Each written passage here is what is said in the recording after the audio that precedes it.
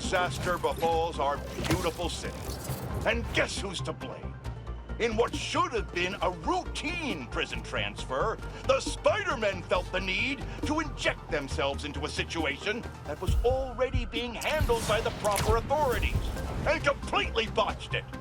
A new group of mercenaries made their presence known in the hijacking of the supervillains Scorpion and Mr. Negative. Not much is known about this new collective, other than their penchant for animal skins, but one thing is abundantly clear. The Spider-Men did nothing to impede them. Had law enforcement been allowed to do their jobs, these criminals wouldn't be in the wind right now. Looks like we have an eyewitness calling in. Caller, you're live. Hi, Jonah. Thanks for having me. Just want to point out that what you're saying is a total lie. Here we go. I was there on the pier. Law enforcement was completely outmatched. The Spider-Men saved countless lives and almost stopped those bow and arrow geeks, too. First, you're lucky to be alive. Second, let me ask you, just this week alone, can you guess how much property damage those vigilantes are responsible for? No, but that's not the issue here. I don't have time to get into a circuitous whataboutism argument when there are costumed criminals reducing our city to rubble on a daily basis. Think of all the shipping delays we're gonna face because of this. When you can't shave because your favorite cream is trapped in shipping hell, make sure you thank the Spider-Men. Time for the bureaucrats to do their job. We need action. And also, a word from our sponsors. If the reports coming in from Brooklyn are to be believed, these Spider-Men have grown more powerful than we feared. Magic portals, subway cars disappearing off the tracks, fire engines flying through the night sky, and the newer Spider-Man at the center. Webbing and property damage weren't enough. Now we add mystical arts into the mix. Does their desire for destruction know no bounds? I almost feel sorry for this lost soul, groomed for a life of criminality and degradation. Speaking of it seems Spider-Man was cohorting with notorious thief, the Black Cat. Their costumes must be cut from the same corrupt cloth. If their entanglement doesn't paint a clear enough picture of Spider-Man's intent, then here's a little story. The Spider-Men show up, and the group we now know as the Hunters follow. Clearer now? These Spider-Men are magnets for malefactors. Now, the Black Cat seems to have vanished. Good riddance! If magic is indeed real, then we must hope upon hope that someone out there is using it for good and will erase the stain in our city known as the Spider-Men. May we go one day without another spider incident. We're suffering through a litany of problems right now. Inflation through the roof, feckless government officials, and a country on the brink of a collapse not seen since the fall of the Roman Empire. Yet the worst, most insidious dilemma we face is that of the faceless. It seems another masked vigilante is bringing their illegitimate justice to the streets. All reports indicate an individual disguised in purple and sporting a take-no-prisoners approach to the illegal activities they perpetrate. Some of you have criticized the Spider-Men for not going far enough. But I can't believe what I'm saying. That's not in their jurisdiction. While they shouldn't be out there in the first place, at least they haven't sworn themselves as judge, jury, and executioner. We have systems in place for this people. If this new hero really wanted to enforce order to the fullest extent of the law, they'd join the police department. Why is it so hard for some people to follow the rules? This is the chaos the Spider-Men inspire. And why must I be the sentinel of statutes? Now, how about some ads? My pleas for peace have been rejected by calls for violence. From, you know it, Spider-Man. An attack on what was once a destination for enjoyment now stands desecrated and defiled. Our cherished Coney Island was victim to a free-for-all brawl, destroying iconic attractions and history itself. Some of my fondest memories were at Coney Island. My father used to buy me the nickel pop and hot dog combo, and I, like any self-respecting American, would overindulge. Now, it's all been taken from me. To make matters worse, Spider-Man seems to have brought a new friend along for his night on the town. Just what this city needs. Another vigilante to take the law into their own hands. One person wasn't enough for you to corrupt Spider-Man. You need 2 acolytes to do your bidding. Add to the pile of unpleasantness the hunters and reformed criminal Lonnie Lincoln, aka Tombstone, and you have a recipe for the ruination of any normal person just trying to have a night out. These hunters are clearly after the Spider-Man, and any of their accomplices. They're as much a blight on this city as the heroes protecting it. I'm sure Old Glory Mayor Grant loves what this does for tourism. Have you heard the one about the criminal who went to prison and came out a better person? Me either! But that's what Quentin Beck would have us believe. After his numerous crime sprees, who could forget when he made Spider-Man look like a moron chasing an imaginary flying bus of school children while he made off with $2 million in diamonds? He finally landed himself where he belonged, behind bars. Now he's out and wants us to accept him back into society as a fully rehabilitated individual. Let me tell you something. I know one thing to be 100% certain. People do not change. Once a criminal, always a criminal. I don't know if this was a clerical error in our judicial system, but there is no way this man has paid his dues and repented for the damage he's caused. Do not trust this con artist. Attend his attractions at your own risk. And while we're at it, I can think of 2 other costume criminals that belong in prison with Beck. But that's for another podcast. Hello, Governor. I'm sure you've heard by now that Mac Gargan, the Scorpion, has been found dead. His stinger removed like a trophy. One can only assume this was at the hands of the hunters. Are they doing what the ineffectual Spider-Men won't and removing these dangers permanently? Then again, maybe Spider-Man has finally changed his tune. I, for one, say, let them wipe each other out. They're not making our world a better place, and the less of these masked marauders roaming our streets, the better. When they're gone, we can turn the corner back to simpler times. Wouldn't that be refreshing? I yearn for the days of normal news coverage, when I could attack the real issues, like the tanking economy, or the corruption of our youth, instead of being forced to cover spandex buffoons who make life for the average Joe a waking nightmare.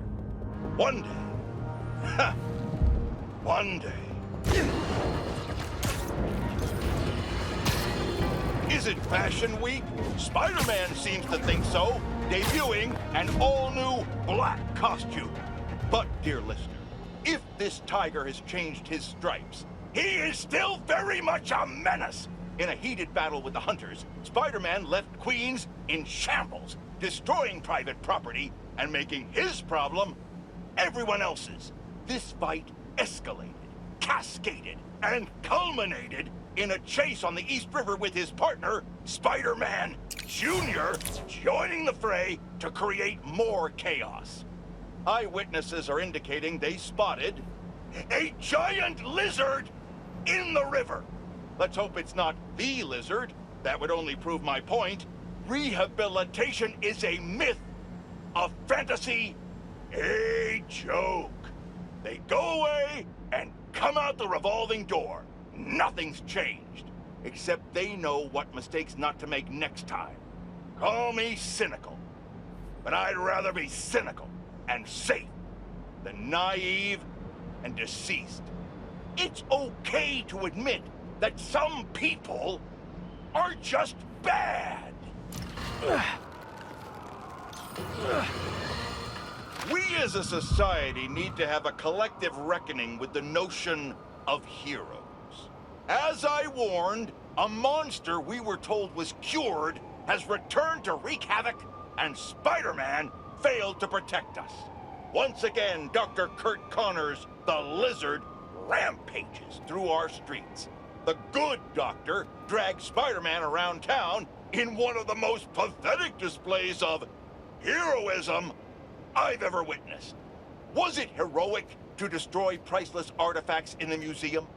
Was it heroic to demolish city blocks, damaging infrastructure, and costing taxpayers millions?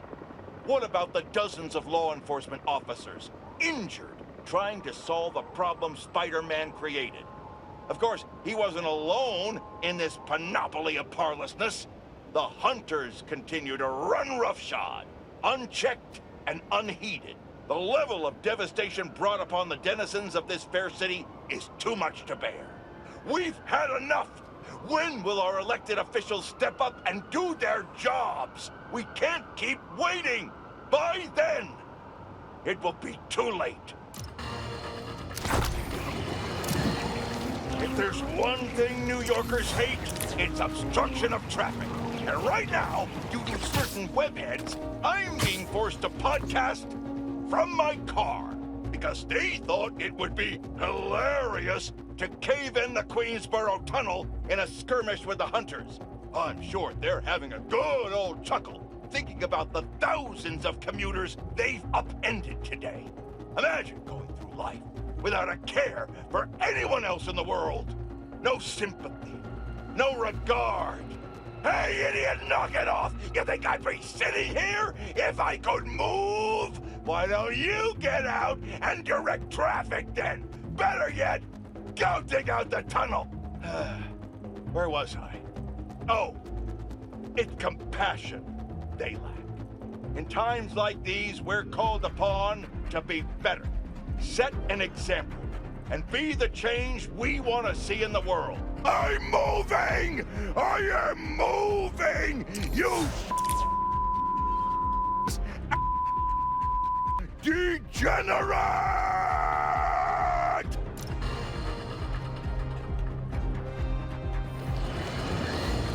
Listeners, you know, I don't fabricate information just because of my personal needs.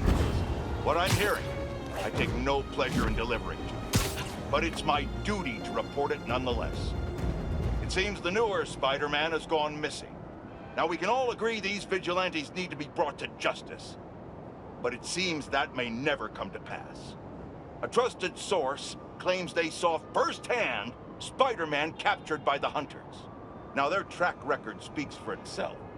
Should the worst befall this young man, I will be the last person to say, I told you so.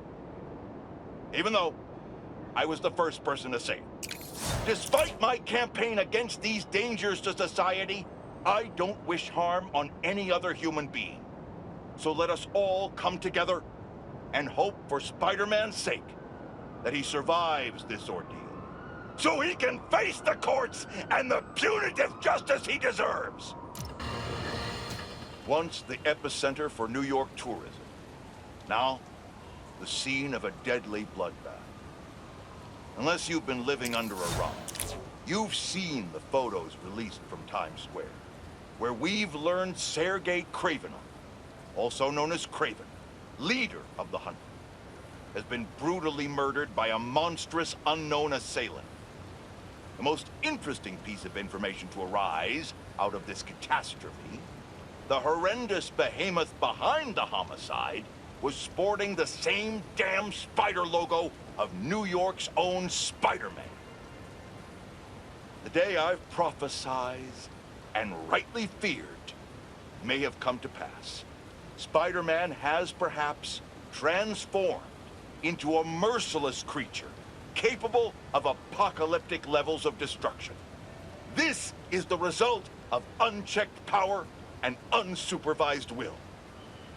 I'm sure that if this is indeed Spider-Man, he's most likely prepared a hit list of those he's perceived to have wronged him.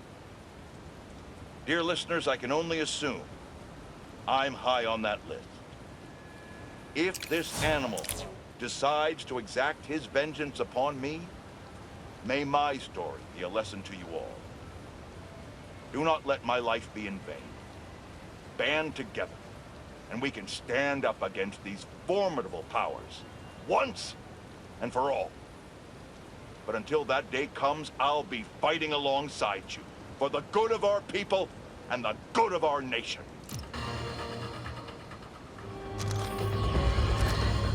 Folks, you're not going to believe this, but as always here, it is absolute truth. Gooey black monsters have begun popping up around the city.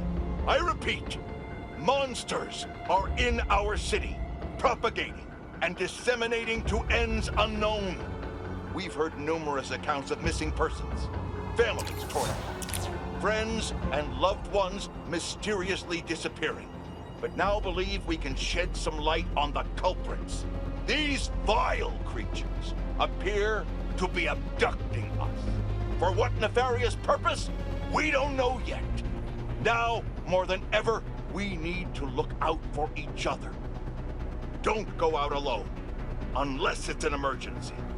You could be next. I fear the worst is yet to come. In the midst of the most unprecedented time in modern history, a hero rises to change his costume? What award show is Spider-Man hosting that he feels the need to change his outfit so frequently instead of providing any kind of meaningful assistance to the authorities? I don't know what his game is, but he seems to be more preoccupied with his wardrobe than the impending doom this city faces. As these creatures terrorize the streets, take comfort in knowing that the Spider-Men have sleek new outfits to wear to make sure they look their best for the end of the world. Has it ever been clearer? They do not care about us. Selfish, egotistical sociopaths. I'll tell you, in all my years, I would have not guessed that this is what I'd be reporting on as the world ended around us. But life is unpredictable. The only thing we can count on is the Spider-Man only doing what's best for them. Listeners, I implore you, stay inside your homes. Lock the doors. Board the windows. Trust no one. The city is overrun with the miasma of massive, oppressive tendrils emanating from the ground beneath our feet, spawning creatures from what feels like hell itself. They're capturing us, converting us, and will soon overtake us. Don't give them the chance. While the government sits on its hands, my loyal listeners have taken to the forums, looking for any signs of weakness these creatures show. We will defend ourselves. We know we can't count on the Spider-Men to save us. If this last week's events have proven anything beyond a shadow of a doubt, it's that the heroes make things worse, not better. In the meantime, stay safe, remain vigilant. We will get through this. New York does not go down without a fight. And I will be there, right next to you, on the front lines. Godspeed, and may we all see tomorrow. You must be asking, when did this turn into a science fiction podcast? I'll tell you, when fiction became reality.